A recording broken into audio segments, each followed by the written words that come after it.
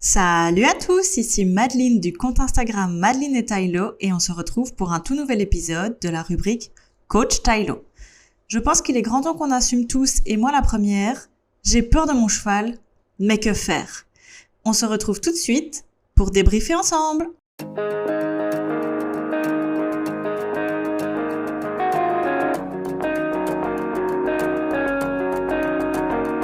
Hello la team Tylo, on se retrouve ici pour un sujet que j'avais très envie d'aborder avec vous depuis longtemps. Et pour ceux qui me suivent déjà sur Instagram et sur TikTok, c'est des sujets que j'ai déjà à peu près abordés avec vous, c'est-à-dire j'ai peur de mon cheval, mais que faire? Vous le savez maintenant, j'ai donc un poulain de 6 ans, on va plutôt parler d'un jeune cheval qui s'appelle Lucifer. J'ai pris le parti à l'époque, et toujours à l'heure actuelle, de tout faire moi-même, c'est-à-dire du débourrage jusqu'à la mise en route. Quand je parle de débourrage, je parle également et j'englobe dedans le travail à pied depuis le poulain jusqu'à la mise en selle et le cavalier sur le dos. Pour moi, tout ça fait partie du débourrage. Donc on revient donc 3 ans en arrière, j'entame le débourrage de Lucifer. Je l'ai fait dans des contextes un petit peu particuliers, à savoir que mes chevaux vivaient tous les 4 en troupeau au pré, et donc j'avais l'opportunité de débourrer mon cheval, pas dans une carrière de sable classique, mais bien dans une carrière d'herbe, avec plein de choses autour qui le faisaient potentiellement très peur pour un jeune cheval. Gros avantage en plus, la pâture que j'ai en prêt pour l'instant est juste à côté de l'autoroute, et donc mes chevaux entendent toute la journée et même la nuit des bruits de l'autoroute et des travaux et des camions et plein de choses qui font de nouveau potentiellement très peur. Avantage donc, et aussi peut-être petit inconvénient. J'avais fait le choix à l'époque de garder Lucifer étalon, de par ses papiers, parce que je m'étais dit pourquoi pas faire un poulain s'il a vraiment beaucoup de potentiel. Tout le monde me disait que ce cheval était mon cheval d'avenir, et donc je me disais il a des bons papiers, pourquoi pas en profiter pour reproduire 1 ou 2 fois. Ça ne s'est pas fait, pour la simple et bonne raison que je n'ai pas réussi à le garder étalon dans des bonnes conditions. Il devenait complètement fou et dangereux, au-delà de pour moi, également pour lui-même et pour ses congénères. Il passait son temps à attaquer les autres et à mordre, à rejeter tout le monde, au point qu'il en vivait seul, et donc la vie en troupeau n'avait plus vraiment d'intérêt. J'ai donc pris la décision de le castrer, et aussi en accord avec les écuries où je suis retournée après, c'était une condition pour qu'il m'accueille. Je pense que cette décision était la meilleure que je puisse prendre, et pour lui et pour moi à l'époque, car depuis, il s'est vraiment beaucoup calmé. J'ai donc fait une grosse partie du débourrage dit monté, et donc j'ai monté mon cheval quand il était étalon, et je pense que sans m'en rendre compte, c'est déjà à ce moment-là que je commençais à avoir peur de mon cheval.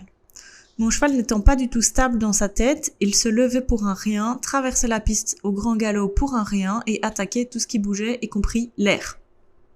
Vous allez me dire, Mad, tu pètes un câble, ton cheval attaque l'air.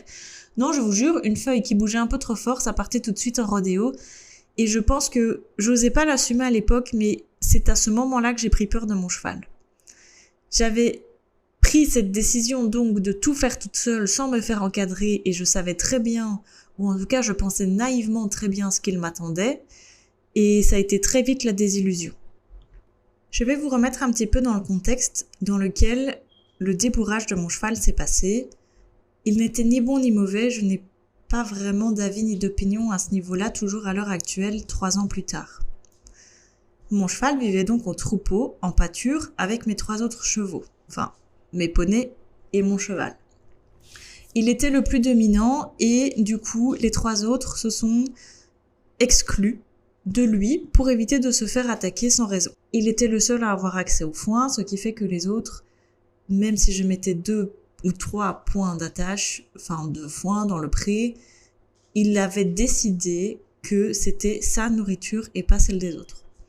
Mon cheval s'est donc fait exclure de son propre troupeau assez rapidement, et ça a été assez difficile de l'accepter pour lui et pour moi. Il a donc très vite pris de mauvaises habitudes que je n'ai pas su gérer correctement. Il a vite pris du coup de l'hyper-attachement envers moi, au point de ne plus me décoller. C'est un étalon et je suis une femme. Il y a donc un rapport différent que si j'avais été un homme. Il sent mes hormones et c'est la nature humaine. Il a essayé d'être dominant avec moi et sur certains points, il a réussi dans le sens où l'erreur que j'ai faite est que comme je l'ai eu à 1 an, dans ma tête, ça restait un gros bébé. Mais Lucifer n'était plus un gros bébé, il avait 3 ans. C'était un poulain, toujours un jeune cheval, et je ne lui ai malheureusement pas mis, pour lui et pour moi, le cadre qu'il fallait. De par ça, j'ai pris la décision de remettre en écurie mes 2 chevaux et de laisser en pâture mes 2 poneys, afin de terminer de manière plus qualitative le débourrage de Lucifer. Il en devenait tellement dangereux en pâture que, en fait, je ne savais plus le gérer. Tout devenait drama. Comme je vous l'ai dit plus tôt, je pense que c'est clairement à ce moment-là que j'ai pris peur de mon cheval. Je suis donc partie dans une écurie, pas très loin de chez moi, et ils étaient dans un box ensemble. Mes chevaux ont toujours vécu ensemble depuis qu'ils sont arrivés chez moi et je savais que c'était un binôme qui fonctionnait et que le fait d'être en box allait canaliser mon cheval. Malheureusement, il s'est retrouvé très vite à côté de juments et on préparait très régulièrement des juments à côté de lui. Son état mental s'est donc très vite dégradé au point qu'il était enfermé H24 dans son box avec une grille qui lui empêchait même de sortir sa tête. C'était pas possible pour moi de continuer comme ça, c'était plus possible. Et en fait, avant même de prendre la décision de changer d'écurie, j'avais déjà pris la décision de le castrer.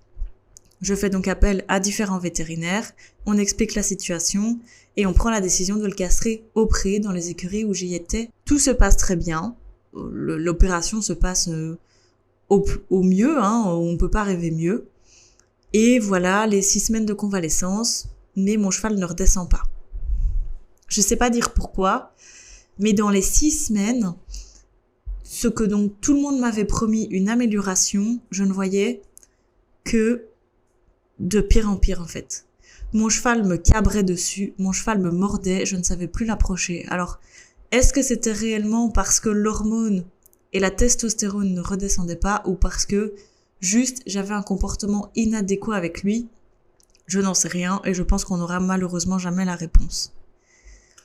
Donc, les 6 semaines se passent et c'était vraiment compliqué de pouvoir monter dans ces écuries-là et donc je prends la décision de ne pas remonter dessus avant le déménagement de la nouvelle écurie. On déménage donc au mois de juillet, il y a de ça 2 ans maintenant, et j'explique la situation, que mon cheval est bien castré comme ils me l'ont demandé, mais que le caractère de mon cheval n'a pas changé et que donc je ne peux pas le mettre en troupeau avec des juments à l'heure actuelle et il ne peut pas aller avec un autre cheval, ni au paddock, ni en pâture, avec un autre que le mien. C'est impossible, il va l'attaquer et ça va finir très mal. On a tous des chevaux de sport dans cette écurie, donc personne ne veut que ça se passe très mal. On est bien d'accord. Je laisse donc passer 2 semaines, je pense, pour mes 2 chevaux qui viennent d'arriver dans cette nouvelle écurie, afin de prendre leur marque, de reprendre leurs nouvelles habitudes, et que moi aussi je prenne mes nouvelles habitudes. On passe d'un poney club à une écurie privée, donc les atmosphères et les ambiances sont complètement différentes. Je laisse, je pense, 1 semaine à mon cheval plus âgé pour s'habituer, et je le remets très vite en route. Et à donc Lucifer, je lui laisse 2 semaines de battement, parce que la cicatrice n'était pas tout à fait terminée et au moins j'étais sûre que tout allait bien se passer, qu'il était bien acclimaté à son environnement. J'allais déjà marcher en piste et au paddock pour qu'il s'habitue au nouveau bruit, à ce qui pouvait faire peur éventuellement, même si c'est des quartiers qu'il connaissait déjà, parce que par chance, en fait, cette écurie se trouve à royalement 700 mètres de la pâture où il était quelques mois auparavant. Et puis pendant 1 semaine, je fais principalement du travail à pied et de la longe pour de nouveau l'habituer et le remettre en route doucement. Lucifer n'a jamais que 3 ans et demi, et donc 4 ans, pardon, Lucifer n'a jamais que 4 ans, et donc je veux que pas le brusquer. De toute façon, il était déjà, entre guillemets, en retard par rapport à son âge, dans son travail, et donc, entre guillemets, je n'avais plus rien à perdre. Je sais pas si c'était une excuse de l'âge ou si c'était plus pour me rassurer moi. Avec le recul, je pense que c'était plus pour me rassurer moi. n'avait pas envie, je pense, de remonter dessus tout de suite de par la misère que nous avions eue quelques semaines auparavant. À savoir que la première partie du débourrage s'est vraiment bien passée et à partir du moment où on est arrivé dans les autres écuries, mon cheval est vraiment devenu dangereux envers lui-même au point de limite se jeter dans les murs dès que je lui demandais une action. C'est donc à ce moment-là que j'avais pris la décision de le castrer. Revenons dans ces nouvelles écuries donc. Et vient le jour, après cette semaine de longe et de travail à pied, de se remettre donc en selle. Ce cheval est assez patient à la tâche, donc il n'y a pas de problème à ce niveau-là. Mais je me rends compte par contre qu'au niveau de la prise des pieds et de mettre la selle sur le dos, mon cheval a complètement changé de comportement. Autant quand il était étalon, il ne bougeait pas une oreille et il me donnait ses pieds limite sans que je doive mettre la main sur l'antérieur ou le postérieur. Et maintenant, genre 12 semaines après l'opération, c'est devenu impossible. Mon cheval a complètement changé de caractère. Je reprends donc le temps de lui réapprendre correctement, à prendre les pieds, qu'il n'y a pas de problème, qu'il n'y a pas de stress à avoir. Mais très rapidement, je me rends compte que les antérieurs, ça vient assez facilement, mais les postérieurs, c'est impossible. Et quand je vous dis impossible, il me chotte dedans, mais d'une manière, genre d'un non-respect que ce cheval n'a jamais eu envers moi, même en étant étalon. Je passe, je fais tant bien que mal en me disant c'est pas grave, on va reprendre des étapes du débourrage peut-être, c'est pas grave, j'ai mal fait, on va faire autrement. Les semaines passent et ce problème ne se règle toujours pas. On va passer maintenant sur la partie mise en selle. Je monte donc mon cheval 3 fois semaine. Il a 4 ans, donc je sais normalement on dit 4 ans 4 fois, mais moi j'étais du parti de -1, donc 3 fois semaine et il avait une longe. Quand il était étalon, il avançait tout seul, même trop vite au point de tomber quasiment à chaque séance avec moi, tellement il n'était pas concentré. Et là, mais pire qu'un poney de manège. Genre le cheval il avançait même plus, genre je pouvais m'exciter comme jamais, le cheval il ne réagissait plus à rien, d'une froideur mais incompréhensible. Impossible de galoper, trotter c'était déjà super limite. Donc je me dis c'est pas grave, on va travailler le trot, on va commencer à mettre des petites barres au sol, peut-être que ça va l'aider, il va se dire après la barre on galope. Que nenni, le cheval n'avait strictement rien à faire. Je laisse ça des semaines, et rien ne s'y fait, rien n'avance, rien n'évolue. Je prends donc la décision de revenir à pied et de faire venir un professionnel pour m'aider et essayer de débloquer le problème en me disant est-ce que j'ai loupé une étape du débourrage, est-ce que j'ai loupé une étape du travail, qu'est-ce qui s'est passé ? J'ai pas compris, est-ce qu'il y a un problème dans le changement d'écurie, est-ce qu'il y a un problème dans ma manière de faire ? Je fais donc venir une professionnelle qui me dit attends, on va le longer, mais pas le filet, pas de selle, rien du tout, on le longe en licol. Ok. Elle me dit mais il a pas de problème ton cheval, il a juste beaucoup de caractère et il faut un peu casser le caractère. Ok. Il me dit les bases sont bien acquises, il y a pas de problème. Et en fait, je suis donc restée des semaines à pied, à monter 1 fois semaine et 5 fois semaine en longe et en travail à pied pour faire galoper mon cheval, sauter mon cheval en liberté, pour qu'il prenne de lui-même des automatismes de marche avant. Après de longues semaines en travail à pied, je décide de me remettre à cheval un petit peu plus régulièrement et mon cheval galope, mais c'est toujours pas ça. Genre, il y a toujours un problème. Mais alors, je vous jure, la frustration de se dire, j'ai raté une étape dans le travail de mon cheval, j'aurais jamais dû le faire moi-même. Bon. J'en parle donc avec la propriétaire des écuries qui me dit, mais attends, Mad, est-ce que elle a quand même clairement un autre niveau que moi, hein. Est-ce que tu veux pas que j'essaye de le monter, moi, une fois? Je dis, ouais, écoute, au point où j'en suis, franchement, je veux bien, quoi, parce que là, je m'en sors plus. Vraiment, je m'en sors plus. J'arrive à un point de non-retour où j'étais à 2 doigts de vendre mon cheval, en fait, parce que je me dis, j'ai clairement foiré avec ce cheval, il mérite mieux que moi. Elle le monte, et elle me dit, il m'a donné les pieds sans problème, il a été super patient à la tâche, j'ai su sceller sans problème, et tous les problèmes que tu me dis, je les trouve pas. Et j'étais là, on a un sérieux problème. Genre, lui et moi, on a un sérieux, mais vraiment très sérieux problème. Et la seule différence entre sa monte et ma monte, c'est qu'elle monte à l'éperon. De manière très douce, mais elle monte à l'éperon. Et là, mais mon cheval, mais métamorphosé, les gars, mais pas le même. Vraiment pas le même du tout. Et elle me dit, voilà, tu dois être plus franche avec lui et le monter comme s'il n'avait peur de rien. Rien ne fait peur, tu n'as peur de rien, il n'a peur de rien, on y va, objectif, on avance, il n'y a que ça en tête. Wow, moi j'ai beaucoup d'appréhension, mon cheval ne fait que m'attaquer, il n'y a rien qui se passe, à chaque brin de pissenlit qui s'envole, je traverse la piste au grand galop, je dois me jeter par terre parce qu'il n'y a pas de frein. Je dis, non. Et là, le déclic, je suis dans la deuxième phase où j'ai peur de mon cheval. Je pensais que ça allait passer en se remettant à pied, en se remettant une complicité, mais là, je lui dis, bah non, genre, je me vois mal monter à l'éperon, genre il va se lever, genre c'est impossible. Elle me dit, mais essaye. Les gars, je vous jure, les premières semaines, une pénitence. Mais alors, j'ai la jambe assez fixe que pour monter à l'éperon et j'ai des éperons beaucoup plus doux que les siens. Mais une pénitence, mon cheval se levait, m'attaquait, essayait de me mordre en se levant, faisait que choter à chaque foulée que je lui demandais d'avancer. Et je vous jure, je pleurais, mais je pleurais toute ma vie. Je lui dis, écoute, ça va pas, j'y arrive pas. Écoute, je fais comme tu me dis, mais j'y arrive pas. Vraiment, j'y arrive pas. Elle me dit, attends, je vais le monter 2-3 fois, une fois semaine pendant 2-3 semaines, et on va voir si ça lui fait un déclic. Mais les gars, je vous jure, faites-le si vous en avez besoin. J'étais arrivée à un point vraiment de non-retour où je me disais, j'ai plus les compétences d'avancer avec ce cheval, je dois le laisser à quelqu'un d'autre qui a les compétences. J'ai fait mon maximum. Elle m'a aidée, mais en ne faisant, en fait, rien, juste en montrant le bon chemin à mon cheval et en montant sans angoisse. Moi, je montais dans l'angoisse de me dire, ouais, mais si je mets la jambe, il va choter. Bête d'office.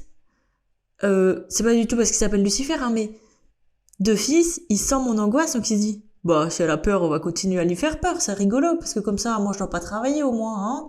On rentre au box, tranquillou, elle me donne un petit bonbon, et puis, au box ou en pâture, et tranquillou, jusque demain, quoi. Et là, mon cheval me redonne les pieds, alors, il a quand même toujours maintenant tendance à choter un petit peu, mais c'est plus un manque d'équilibre, donc ça, c'est vraiment pas grave. Et très très vite, en fait, le galop se débloque, mais de manière super naturelle. Alors pas un galop qualitatif, hein, mais il avance. Et là, joie, bonheur, Mad, super content, il dit, ah merci, vraiment tu me sauves la vie. Et là, je redescends en pression, genre. Je vais pas dire que j'ai plus d'appréhension à ce moment-là, mais je redescends en pression et je me dis, bah ouais, ok Mad, tu peux y arriver, c'est pas perdu, ce cheval c'est pas perdu, tu peux y arriver. On travaille de longues semaines, on commence les barres au sol, on commence à sauter, et en fait, tout se passe bien, mais vraiment bien, vraiment, genre, je sais pas, je n'ai pas d'autres mots, voilà, il est juste merveilleux. On commence donc à sauter, à prévoir des entraînements, des concours, tout ça. Et vient que mon cheval a un jour peur de je ne sais pas quoi, ou est-ce que j'étais un peu moins bien et que j'ai moins bien monté, et il a commencé à s'arrêter, et à ne plus passer, mais même plus passer une barre au sol, genre une barre en mousse par terre, même au pas il la passait même plus. De nouveau, je me dis, cheval compliqué, Mad, est-ce que t'as vraiment les capacités de gérer ce cheval? Et je persévère, parce que pour ceux qui me connaissent un petit peu déjà, ou pour ceux qui ne me connaissent pas, moi je persévère très longtemps avant d'abandonner, et en fait il en faut vraiment des milliards et des tonnes de milliards avant que j'abandonne. Je pleurerai toute ma vie et je verserai toutes les larmes de mon corps. Mon corps sera sec de larmes avant que j'abandonne. Alors je me ferai sûrement aider par des professionnels, mais j'aurais pleuré toutes les larmes de mon corps. Et il s'arrête, il s'arrête, il s'arrête. Et elle vient une fois avec moi en bord de piste et elle me dit « Corrige tes mains, il y a un problème dans tes mains. » Ok, bon. Mais il continue de s'arrêter. Continue. C'est sans fin, c'est horrible, je vous jure, c'est horrible. Et un jour, en fait, je demande à un ami à moi de venir et de me filmer. Et je fais le montage de la vidéo. Et franchement, les gars, des fois, vous avez l'impression de bien monter et pas de faire d'erreur, mais... Et à l'inverse, parfois, vous avez aussi l'impression de mal monter et que c'est pas du tout le cas, mais franchement, si vous avez la possibilité, demandez qu'on vous filme assez régulièrement parce qu'on a parfois, nous, des impressions à cheval qui sont pas du tout vraies, mais vraiment pas vraies. Donc, on revient à cette fameuse séance il y a pas si longtemps que ça. Et lors du montage de la vidéo, je me dis, mais wow, Mad, tu tires dedans, mais de fou. En fait, j'ai tellement peur de mon cheval, j'ai tellement peur que mon cheval s'arrête et de tomber, que moi-même, je lui demande de s'arrêter. Et vraiment, c'est un déclic, un premier déclic que j'ai eu en mode « Mais ton cheval ne fait rien, ton cheval veut y aller. » Vraiment, je me suis dit « Mais wow, Mad, ton cheval, il sait pas aborder même 60 cm si tu lui tires dans la bouche comme ça à l'abord. Aussi gentil qu'il soit, il le fera pas. » Et donc, je lui montre la vidéo, et elle me dit « Ouais, clairement, là, on a un problème. » Et je continue. Et on redescend les hauteurs. Et elle vient avec moi en piste. Et elle m'aide. Et elle me dit « Tension, tes mains, tension, tes mains, tension, tes mains. » Et en fait, je n'arrivais pas à quitter cette appréhension de « Mon cheval va m'embarquer, mon cheval va s'arrêter, ça va mal se passer. » Et fatalement, vu que j'étais dans cet état d'esprit-là, je prenais même plus de plaisir. Et Dieu sait combien j'aime mes chevaux. Et Dieu sait combien j'ai une relation hyper particulière avec celui-là. Je prenais même plus de plaisir à aller m'en occuper et à me dire « Trop cool, ça va être mon exutoire de fin de journée après le boulot, je vais m'occuper de mon cheval, je vais passer une super séance. » Non, c'était une pénitence de fou malade. Je prenais zéro plaisir à monter mon cheval, il faisait un truc bien, j'en avais juste rien à faire, pour moi c'était normal. Et en fait, même lui, du coup, était rentré dans une frustration pas possible. Mais en fait, tout était torture pour lui et pour moi. On était dans une phase d'incompréhension totale. J'en ai donc reparlé longuement avec la propriétaire des écuries et elle me dit « Est-ce que tu veux, une fois que j'essaye moi de sauter avec ?» Et vous savez, je dis « Mais non, enfin, je sais le faire. Genre, je sais que je sais le faire, mais il faut... » Elle me dit « Écoute, réfléchis. » Et en fait, j'ai même pas réfléchi 24 heures. Je me suis dit « Écoute, Mad, t'as rien à perdre. » Je veux dire, au pire, il a gagné une séance un peu plus rigolote pour lui. Et donc, elle l'a monté une première fois. Et mon cheval a été merveilleux. Si vous voulez voir la séance, elle est sur Instagram, sur un petit réel. La barre était pas très haute, mais zéro refus, le bidet, tous les soubassements, pas de problème. La énorme remise en question, les gars. Et là, je me dis, mais vraiment, le problème, c'est pas lui, en fait. C'est moi. Et avec mes frustrations et mes peurs, j'en ai dégoûté mon cheval du travail. C'est dur, hein, comme mot. Et c'est dur comme réflexion de se dire... J'ai cassé mon cheval de 6 ans. Franchement, à vous le dire, j'en ai les larmes aux yeux parce que c'est vraiment dur comme réflexion de se dire, j'ai merdé avec mon cheval et il prend pas de plaisir sur une discipline pour laquelle moi j'ai envie d'évoluer. Mais tout ça de ma faute, parce que je ne suis pas capable de le monter correctement. Je lui mets un autre cavalier sur le dos plus compétent, il sait faire son job. Je sais plus vous dire combien de fois exactement elle l'a monté sur l'obstacle, je pense 2 ou 3 fois je pense. Et elle me dit un soir, écoute, si tu veux, on échange nos chevaux le temps d'une séance. Elle a des chevaux de 4 ans, et elle me dit, écoute, celui-là, je le monte plus ou moins comme il faut monter Lucifer. Sauf que lui, il s'arrête pas. Si tu fais une erreur, il va pas s'arrêter. Il va sauter un peu bizarre, mais il va pas s'arrêter. Mais les gars, je vous jure, mais quelle idée du siècle elle a eue. Je suis pas la cavalière la plus téméraire, alors j'ai pas peur, en règle générale, des autres chevaux, mais... Moi, je suis pas du genre à dire « Ah, mais je peux monter ton cheval ?» Non, j'ai assez avec les miens. Alors, vous voyez bien le bail, j'ai largement assez avec les miens. Je lui dis « écoute, ouais, ok, chaud. » Je dis « Si tu m'encadres, y a pas de problème. » Pas spécialement de feeling quand je le prépare. Un petit peu d'appréhension quand je commence à le monter, mais rien de plus, parce que de toute façon, je le connais pas, et elle a refusé catégoriquement de me briefer sur le cheval pour ne pas me créer d'angoisse. La détente se passe hyper bien. Bon, cheval un peu nerveux, mais rien de méchant. Et on commence à sauter. Mais les gars, je n'ai jamais pris autant de plaisir depuis des années sur une séance d'obstacles. Je vous jure, j'avais la banane. Je suis sortie de là, limite, je pleurais de joie, tellement j'étais fière de moi, tellement j'avais bien monté, tellement ce cheval avait été exceptionnel. On a ri du début à la fin par toutes les petites bêtises de nos chevaux. C'était juste pépite. Mais ça m'a surtout fait un énorme déclic de comment, moi, monter mon cheval maintenant. C'est juste pour vous dire, acceptez parfois l'aide des autres et que parfois vous êtes juste arrivé à vos limites en fait. À l'heure actuelle, j'ai complètement revu le programme de Lucifer. J'ai complètement revu ma manière de monter mon cheval. J'ai vraiment décompressé, en fait, en me disant, si tu sais le faire avec un 4 ans, pourquoi tu sais pas le faire avec ton cheval? Puisque de toute façon, lui, il le fait super bien avec un autre cavalier. On est aussi retourné en balade. Ça fait donc maintenant 3 semaines que j'ai revu entièrement le programme de mon cheval.